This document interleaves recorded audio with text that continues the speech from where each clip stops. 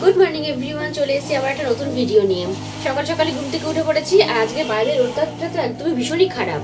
সকালবেলা থেকে প্রচুর কুয়াশা পড়েছে আর এখনো তো একদমই রোদের কোনো দেখাই পাওয়া যাচ্ছে না। তো যাই হোক, সকাল সকাল উঠে রান্নাও করে নিয়েছি আর স্নান হয়ে গেছে। এখন যাবো পুজোয় বসবো আর বেরোতে হবে আমাকে, অফিস আছে। তো চলো এবার চটপট করে বাকি কাজগুলো সব সেরে তারপর অফিসের জন্য বেরিয়ে হয়ে গেছে আমার পুজো দেওয়া। আর আজকে ভাই আসার কথা আছে, যদিও জানি না ও আসবে কিনা। যদিও আসে সেই জন্য আগে থেকে একটু রান্না করে রাখলাম, সেরকম কিছু না, একটু বেশি করে রান্নাটা করে নিলাম যাতে রাতে আমাদের দুজনের হয়ে যায়। আর যদিও না আসে তাহলে আমারও হয়ে যাবে, আমার আজকে কোলাতালে থেকে যাবে, কালকের মধ্যে হয়ে যাবে। তো এবার টিফিনটা গোছাবো আর নিজে খেয়ে রেডি হয়ে এবার বেরোবো।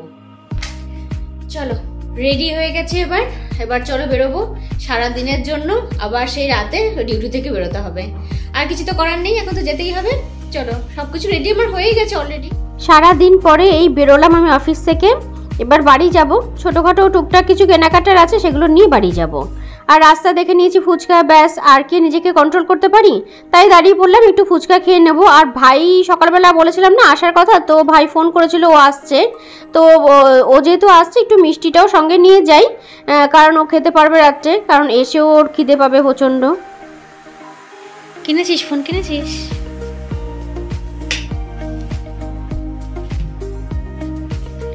ও একেবারে এভাবে নিয়ে এসেছিস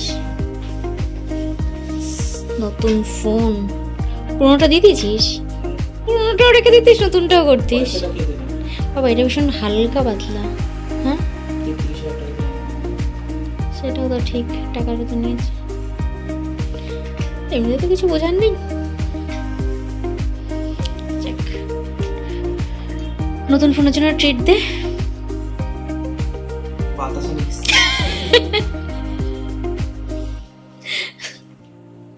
সেটাই, তোর থেকে এটাই আশা করা যায় যে তুই নতুন ফোনের জন্য এই ট্রিট দিবি।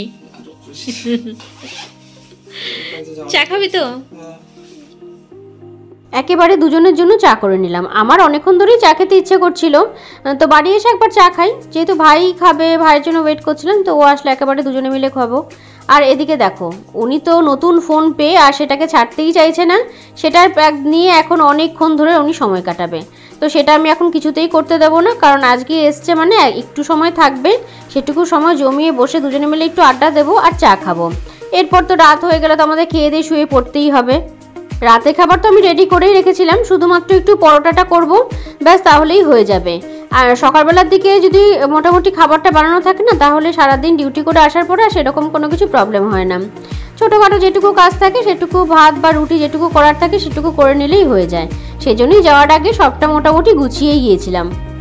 পুরো বছরটা যেন মানে সবসময় একই রকম চলে। সারাদিন সকালবেলা থেকে ঘুম থেকে উঠে রেডি হওয়া, ডিউটিতে যাওয়া, ফিরে এসে সেই একই কাজ। তাও নেহাত বছরে একবার করে একটু ঘুরতে যাওয়া হয় বলে একটু অন্যরকম হয়। আমার আসলে সবসময় যেন তো একই রকম জীবন কাটাতে একদম ভালো লাগে না, তবে কিছুই করার নেই, চাকরি রয়েছে, সেটা না করলেও তো চলবে না, তাই সেটাকে সব কিছুকে নিয়েই একই রকমভাবে জীবন কাটানোই চলছে আমাদের প্রায়। খাওয়া দাওয়া হয়ে গেছে, সব সেরে এই জাস্ট ঘরে ঢুকলাম। ভাই খেয়ে শুয়ে পড়েছে, ওর সকালবেলা বেরোতে হবে সেজন্য আর দেরি করলো না। আর আমাকেও তো বেরোতে হয়, সেজন্য খুব বেশি আমরা রাত করি না। আর এবারে ভাই অনেক দিন পরে আমার এখানে এলো, কারণ ঘুরতে যাওয়ার আগে ও আর আসেনি, তখন যাওয়ার তাড়াহুড়ো ছিল, তারপর ফিরে এসেও আর তো হয়ে ওঠেনি।